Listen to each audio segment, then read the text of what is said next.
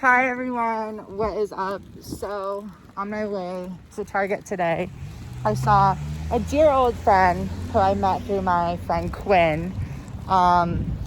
They're both dancers in Hollywood, and Quinn I actually met at my first LA party, which I say was Blueface because everyone told me it was Blueface, but I never saw a Blueface rapper. I think it was just like an event for him.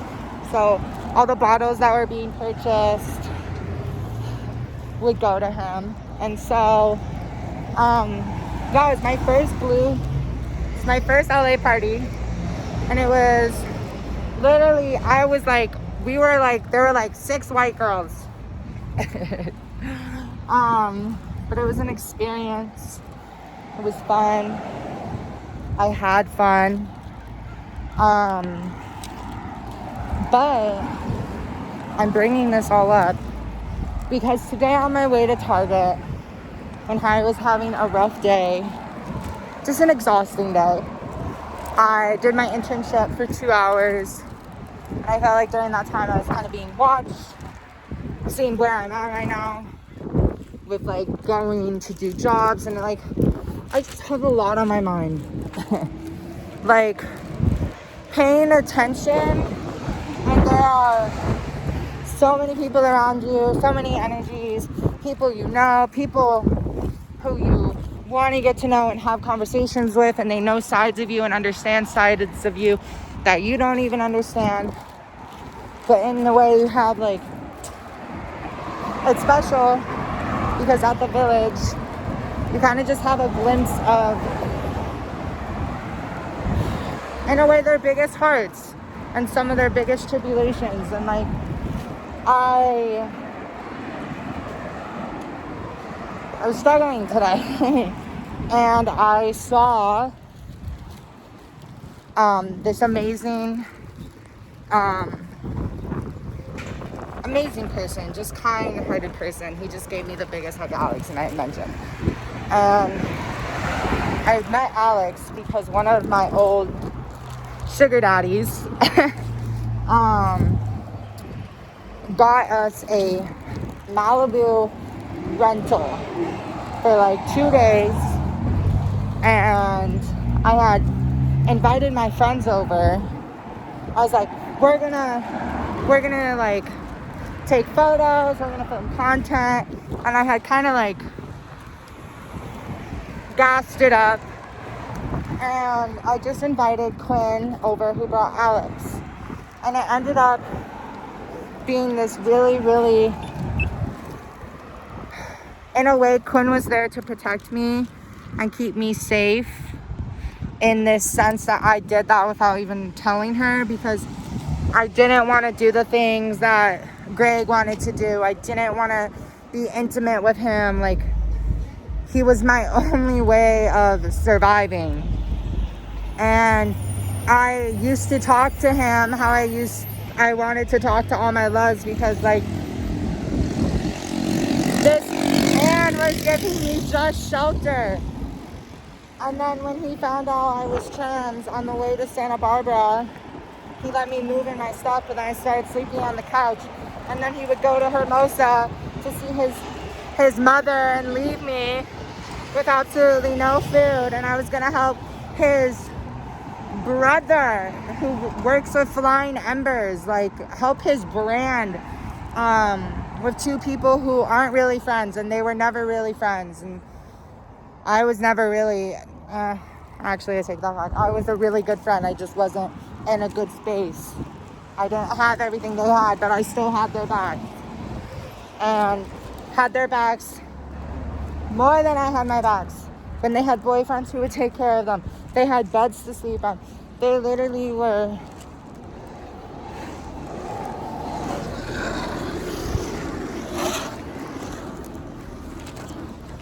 they were suffering. And I think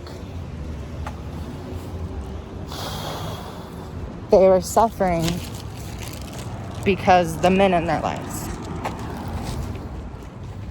And I relate to that because they remind me of how my life, and showed me how my life would look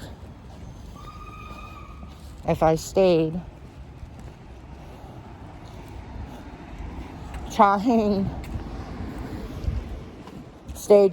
to get shelter, trying to find someone who was gonna love me the way I wanted to be loved before I even loved myself. Tried again to show someone or be someone I wasn't. And honestly, I don't know what to say. But I can say I'm so happy to be away from sugaring, from any type of work that is not good for my soul, my body, my sleep schedule, my pockets, the world. Is it something that one day I would have to go to God and be like, like, I did all this, and he goes, well, I literally had so much in store for you, and you just got so lost. And I refuse to get lost, because I have so much coming for me in life. I literally have, I don't know, when I thought about this, I thought of The Best of Both Worlds by Hannah Montana. I have my amazing life that God has planned for me. And then I get to have someone I love who I hope comes around, and I know will come around if I continue to have faith. That we can just travel, share the story, vlog. I've been vlogging since I was literally in middle school. I used to make the sickest edited videos. I used to be such a little good geek. I said that because I saw a van that says Geek Squad. I just used to be so good at things that I don't do anymore.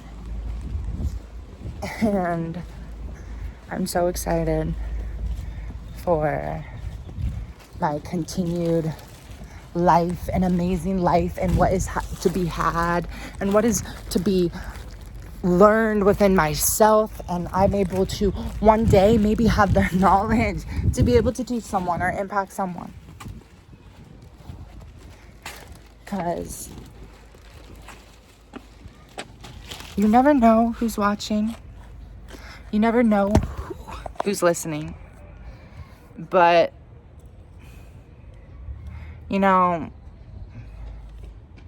people are always going to judge you.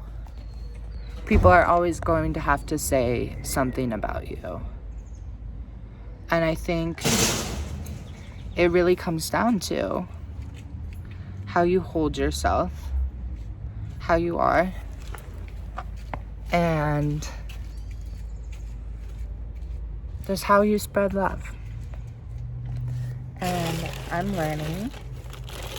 I'm gonna eat these goldfish and a California Cobb salad and relax. And I thank God today for getting me my food stamp back. Shout out to Robbie, my case manager at the LGBT Center. Such a homie, just actually cares about their job. So I'm gonna eat. Thank you, Robbie, for getting me my food stamp card back. He was the one who found it. And God bless you all.